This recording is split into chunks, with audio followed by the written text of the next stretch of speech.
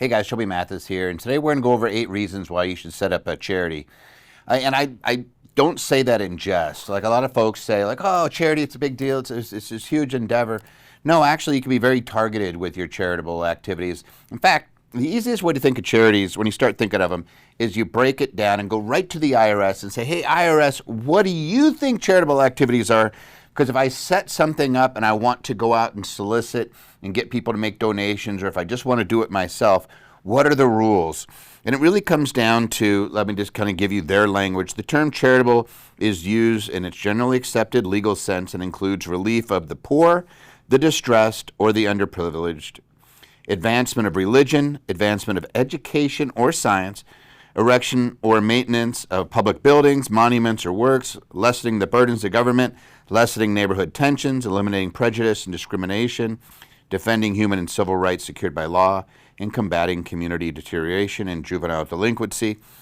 Those are all underneath that whole big, huge thing that says basically charitable. You might be surprised. There's some charitable activities. One of the biggest is IKEA that we like to point out on this show quite often. We're talking about some of the things that you might not realize are charities are actually charities. Rolex is 90% charity.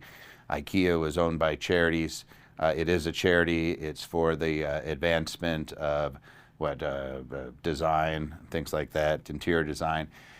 There's different activities that actually qualify. I usually used to say a lot, like Major League Baseball. That used to be a charity, now it's private. NFL used to be a charity, now it's private. A lot of sports teams, like the Green Bay Packers, charities. All colleges, charities. Almost all hospitals, charities, right? So you have all these things out there that are just nonprofit charitable organizations, and that's all you got to look at. And so there's 8 reasons that I'm just going to spell out for you guys as to why we might want to have a charity. And I'm just going to put 8 reasons, and we're just going to dive right on through them. I may not even have to write them up. Number 1, as an individual, you and I, we have limited savings that we get, limited different types of tax deductions. We might get some mortgage interest deduction. We might get some medical deduction if we exceed our AGI. We might get some taxes, local taxes, state and local taxes deduction if we exceed and get onto Schedule A, and if we're underneath a set amount, like right now there's a $10,000 limitation. There's all these different types of deductions. So our mortgage interest, charitable giving pops into there, and it all flows onto this Schedule A. And when I say Schedule A, it means itemizing your deductions and writing it off only if it exceeds the standard deduction. The standard deduction, you can look at, I don't want to tell you the number right now because it moves year by year. But let's just say right now it's $14,600, and if you're single, if you're married, over $29,000. Every year it moves up, so you always have to look at that number. And I should say every year it generally moves up if it's indexed for inflation. It could move back down if the Tax Cut and Jobs Act goes away. So stay tuned. We'll see that. But there's a standard deduction that I get to take, and I have to exceed that amount for me to get any benefit on all those expenses. And we have these hurdles that we have to go over. So as an individual, we're very limited. But one of those big items that gives us a deduction is that charitable giving. Now, obviously, there's things like your retirement plans at work. You can do some IRAs. You can do some HSAs, but it's very, very limited. So here we come to the standard things that most of us end up at the end of the year saying, here's what could I do to move the needle? So at the end of the year, what could I do so I pay less tax? You could make charitable giving. And this is where it really gets interesting. I could do charitable giving to my own charity, or if I don't have my own charity set up yet, you could set up a donor advised fund, so long as that donor advised fund will allow you to designate your charity when you actually set it up. So you could set up your own 501c3 and make a contribution before December 31st and get a deduction. And the deduction goes like this. If you set up a public charity, which is pretty much, if it's going to do something, that's how we're going to set it up. There's plenty of videos that I put out there on the difference between private foundations and public charities, but that's where we're going to, 99% of the time, that's where we want you to start, is by doing something, finding a passion project for you, I'll give you some examples. I have a friend who started a volleyball team, right? I do a sanctioning body out here in Nevada for Muay Thai and sanctioning bouts. There's passion projects you can have that doesn't just mean giving, feeding, helping the sick, education, science, and things like that. It's a very, very wide net as to things that you could get qualified as public charity.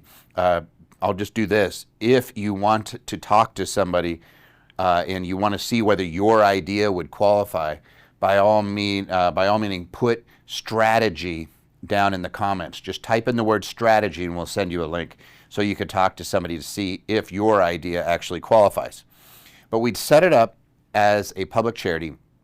That's going to allow us to write off up to 60% of our adjusted gross income. So if your adjusted gross income is $100,000, it means you could make a cash donation to your own charity of $60,000 and write off every cent. You might say, but what if I want to give more? Okay, then you would carry the unused portion forward for up to 5 years. So you could use it and spread it out over time. Now that's if you are giving cash. Now what if I'm donating appreciated stock or real estate? So let's say you have a piece of real estate you bought for 50 grand back in 2008. Now it's worth 400. That's actually a scenario that I've lived. When you donate it, you get a deduction for the 400,000 if it's appreciated asset, but you can only use it to offset up to 30% of your adjusted gross income. So if I donated a $400,000 piece of property and I only make $100,000 a year, I'm writing off $30,000 a year in year one, and then I'm carrying forward for another 5 years. So I'm going to have about 180 of it that I'm going to actually get to write off. So I won't get the full deduction rate. So you always want to make sure you're doing your math and decide how you want to break this up. But that is the thing. It's 30% for appreciated assets, non-cash gift, 60% for cash gifts, and that's in the case you're doing a public charity. There is private foundation. You just cut those amounts significantly so that it's not something I want to talk about today. You're going to be setting up your own charity. We're going to be doing something with it. If you set up an organization to support other charities, topic for another day. All right. Now, that's number one. So number one is we have limitations for our individual tax, so we can do some year-end. I'm just going to put year-end tax, right? There's a huge benefit that we can get. Number two, and this is how I've seen a lot of people use these very effectively, and that's to cement your legacy. And when I say legacy, I mean your family legacy. What is your passion project and you want it to continue on, you could establish something, and even if you're not around, somebody else can run it and continue to run it. That's what I like to see. Charities do not die. They continue to exist. They cannot be there to inure to the benefit of any private individual. So like there's no shareholders that are running around getting paid. No. If you want to get paid out of a charity, you actually have to do services for that charity and you can be compensated. But otherwise, you're not getting dividends or anything. So this is something that's going to continue on and support a cause that you want supported. So let's just say that you love animals in your area and you establish a charity that's a support group for the health and well-being of animals, or maybe you have a park and you have a dog park or something along those lines. Those are things where, hey, it creates a legacy, so the math is, dog park, using just examples out of the air. But you get to choose. You get to create something that lives beyond you, and let me give you an example. Milton Hershey. You guys all know Hershey bars, right? Well, Milton Hershey passed away with no kids, but he did create the Hershey Foundation. There's actually the Hershey School, there's a museum, there's a hospital, etc. And these things were set up, I believe it was in 1905, and he passed away, I think, in the 1930s. But they continue to exist to this day. The actual net worth of those foundations that continue, that school, for example, the Milton Hershey School, thousands of students get educated every year. And the net worth of this charity has grown to over $13 billion just because it doesn't pay tax, it's exempt, and continues to grow. I would say that's quite a legacy for somebody that didn't have family, right? So you could establish a legacy and create something, and support something going on long beyond your own life stream. Now let's talk about bringing your family into it. So we have a legacy, but we also have family giving.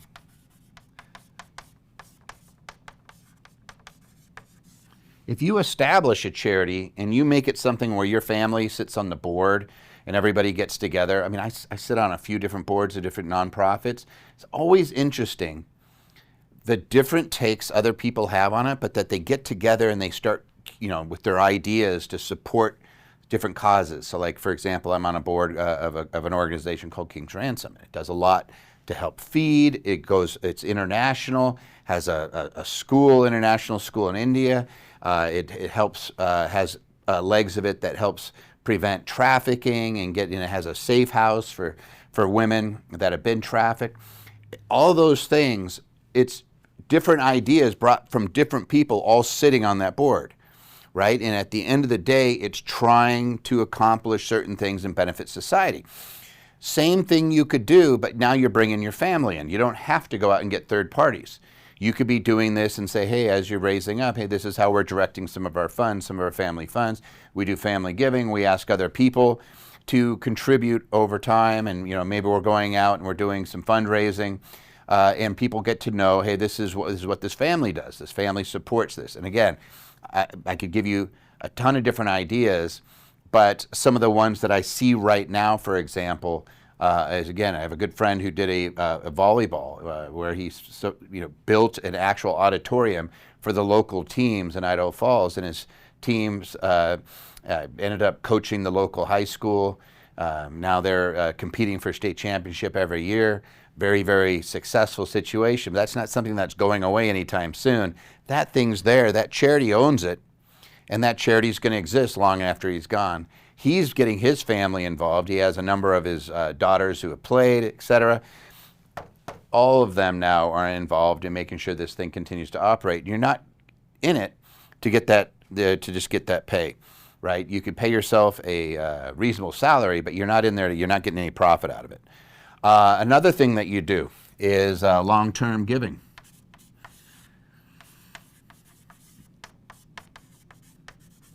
When you set these up, they don't die. So this is really creating something that's going to be out going into the future. We have folks that do mission work, for example, and they set up organizations because they want to continue to support that type of work. That's a long-term prospect. You're not setting it up to do it for 1 or 2 years. You're doing it to set up to do for decades, if not longer. So you end up creating a long-term strategy that you're able to use. Another thing that works really well when you're talking about charities is it really helps if you are a affluent family on the estate tax. If you pass away, actually I'm going to stop that thought real quick. So I was listening on the news today. I keep getting chalk in my eyes. Sorry about that. I was listening to the news today, and they were talking about a philanthropic billionaire or a billionaire philanthropist. There's a reason billionaires become philanthropists, and it's not just because they like giving money away. It's because there are incentives for them to give money away, right? There's not just the tax deduction now, but if you pass away and your estate's too large, you get hit with the federal estate tax and potentially, depending on where you live, a state estate tax. Now the federal estate tax is going to hit you, it goes up to 40%. So you could be sitting there, again, $1 billion, you're talking about 400 million of it going to the government. So what are you going to do? Just sit there and let it get taken when you pass? Or are you going to look for planning opportunities to get around? Well, this is one of the great planning opportunities when you do a charity, because it can grow. It's not subject to the estate tax. It's not yours anymore. Somebody can't take it away from you. And you get a tax deduction when you actually set it up and you do the donation. There's lots of different ways to do these things, but a huge benefit is to avoid that nasty estate tax that sometimes tears apart your estate. Now let's get to the altruistic reasons of this. And this is a big one. I'm just going to say, like during COVID, a lot of us had people that were adversely affected. When there's natural disasters, some of us know people who were adversely affected. And it's nice to have an organization that's already in existence, that's already there to do certain things, so that if there are urgent needs in your in your area or people that you know, you already have something there that's ready to address some of those urgent needs. So I'm just going to call it urgent needs,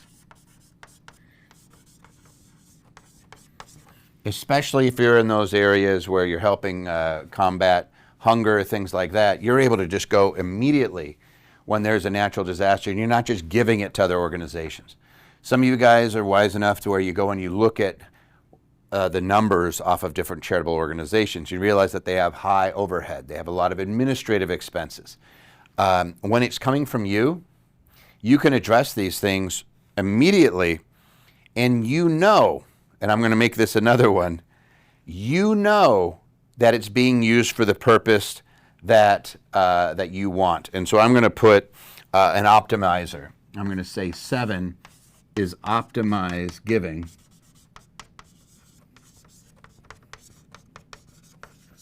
Because you are the overhead. You can choose, I don't want anything.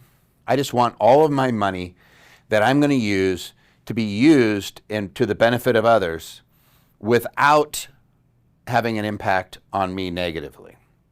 I want it to be, I want to be able to donate money, not have to worry, hey, it's after tax dollars. I could donate to my charity. I just want to be able to know that I can immediately address those needs with those funds. And I don't have to give it to anybody else. I could go do it myself. And it makes a huge impact when we start talking about making sure every dollar is going to the cause. When you don't have 30 cents on the dollar overhead, it goes a lot farther. And when you're in control of it, you can even stretch it even farther, because now you can go out there, you could put your labor and everything else in line and start benefiting other people. So I remember during COVID, there were so many shutdowns, there were so many families that were hurt. People that had these things set up were able to immediately go out and help some of those families out and help out their neighbors in a tax-advantaged way. Like, you could always do it just giving, but then you get into all these issues of, do I have to do a gift tax return? Is it too much? I don't get a deduction for it, so I'm not getting any benefit. So I would say get the benefit and get out ahead of it, and then you do it yourself. And rather than giving it to some other organization where there might be a bunch of overhead, you can do it yourself. And then the last one, 8-1, this is kind of fun. Encourage giving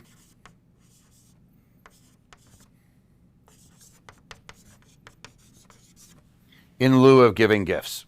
This is kind of fun.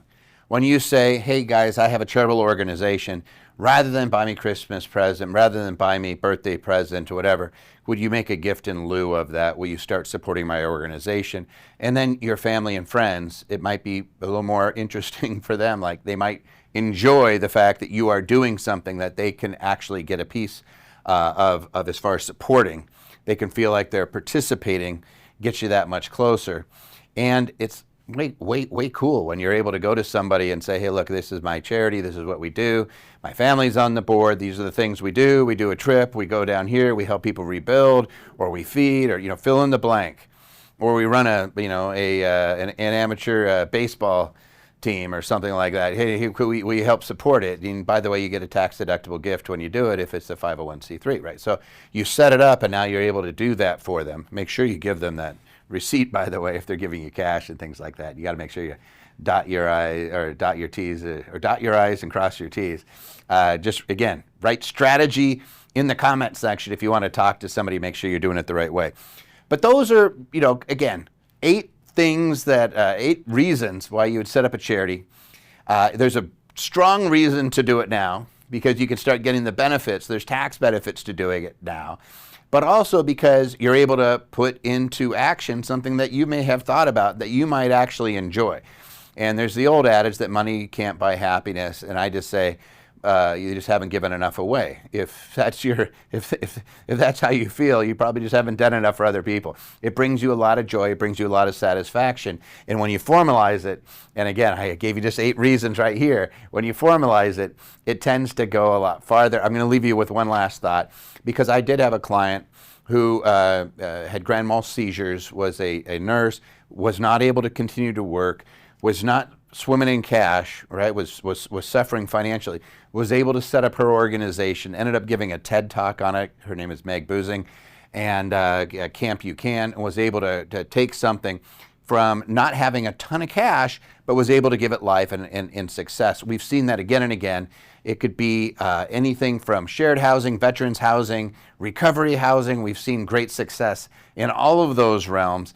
Low income, moderate income housing, that's a charitable activity if you want to do it. We've seen a ton of success in that area. Obviously, there's always the helping feed and clothe and help our neighbor, medical, et cetera. By the way, we had just a phenomenal success on a nonprofit medical clinic.